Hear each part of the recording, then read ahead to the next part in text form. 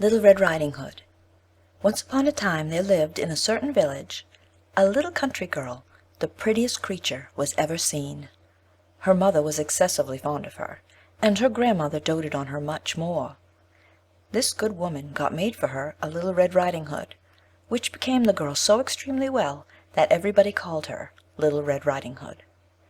One day her mother, having made some griddle cakes, said to her, "Go, my dear, and see how thy grandmamma does, for I hear she has been very ill.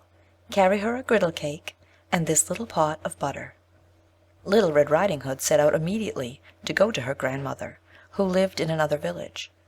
As she was going through the wood, she met with Gaffer Wolf, who had a very great mind to eat her up, but he durst not because of some faggot makers hard by in the forest. He asked whither she was going. The poor child, who did not know that it was dangerous to stay and hear a wolf talk, said to him, "I am going to see my grandmamma, and carry her a griddle cake and a little pot of butter from my mamma." "Does she live far off?" said the wolf.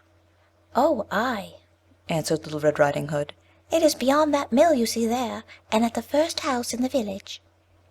"Well," said the wolf, "and I'll go and see her too. I'll go this way and you go that, and we shall see who will be there soonest."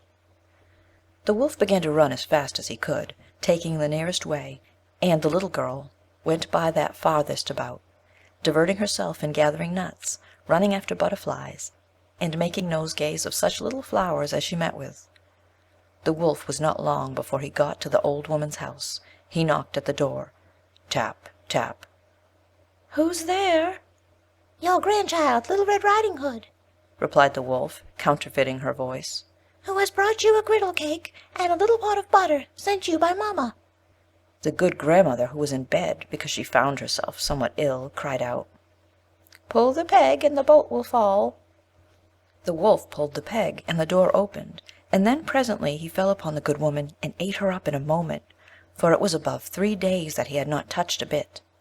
He then shut the door and went into the grandmother's bed, expecting Little Red Riding Hood, who came some time afterwards and knocked at the door. Tap, tap. "Who's there?" Little Red Riding Hood, hearing the big voice of the wolf, was at first afraid, but believing her grandmother had got a cold and was hoarse, answered, "'Tis your grandchild, Little Red Riding Hood, who has brought you a griddle cake and a little pot of butter. Mamma sends you." The wolf cried out to her, softening his voice as much as he could, "Pull the peg and the bolt will fall." Little Red Riding Hood pulled the peg and the door opened. The wolf, seeing her come in, said to her, hiding himself under the bedclothes, "Put the cake and the little pot of butter under the bread bin, and come and lie down with me." Little Red Riding Hood undressed herself and went into the bed, where, being greatly amazed to see how her grandmother looked in her night clothes, she said to her, "Grandmamma, what great arms you've got!" "That is the better to hug thee, my dear." "Grandmamma, what great legs you have got!" "That is to run the better, my child." "Grandmamma, what great ears you have got!" "That is to hear the better, my child." "Grandmamma, what great eyes you have got!" "It is to see the better, my child." "Grandmamma, what great teeth you have got!"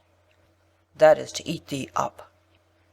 And saying these words, this wicked wolf fell upon poor Little Red Riding Hood and ate her all up.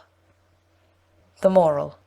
From this short story easy we discern what conduct all young people ought to learn, but above all young growing Mrs. Fair, whose orient rosy blooms begin to appear, who, beauties in the fragrant spring of age, with pretty airs young hearts are apt to engage.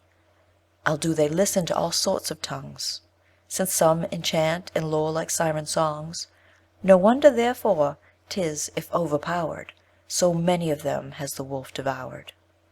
The wolf I say, for wolves too sure there are, of every sort and every character. Some of them mild and gentle humoured be, of noise and gall and rancor wholly free, who tame, familiar, full of complacence, ogle and leer, languish, cajole and glance, with luring tongues and language wondrous sweet, follow young ladies as they walk the street, even to their very houses, nay bedside, and artful, though their true designs they hide. Yet these simpering wolves, who does not see, Most dangerous of wolves indeed they be. End of Little Red Riding Hood.